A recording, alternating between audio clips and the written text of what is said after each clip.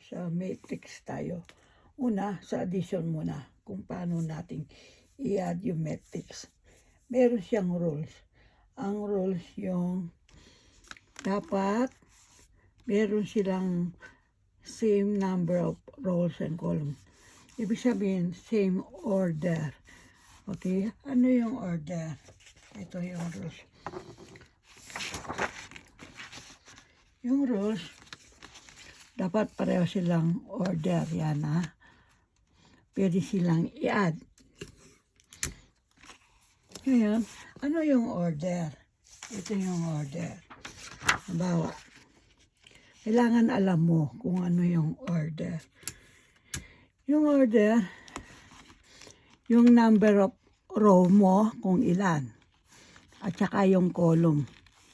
Yun ang order. Kaya kapag sinasabi natin yung order ay tulad nito, ilan row yan? 1, 2, 3, 4. 4 by ilan yung column? 1, 2. Kaya yan ang order. Kailangan alam nyo.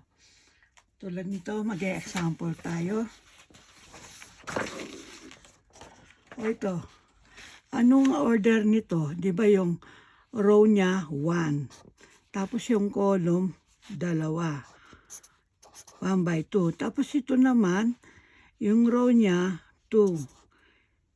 Yung column niya isa lang. Kaya ito cannot be added. Hindi mo siya ma-solve. Cannot be added. Okay? Yan.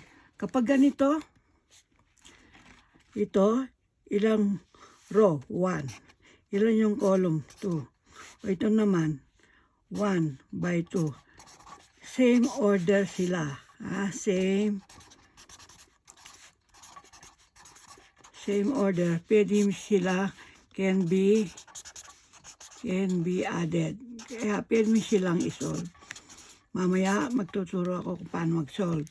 Ito muna, kung paano na maghanap ng order. Halimbawa ito, ilang order?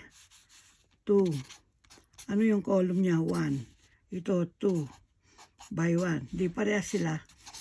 Pwede rin to. Pwede silang i-add. Ayan, mag-example tayo kung paano mag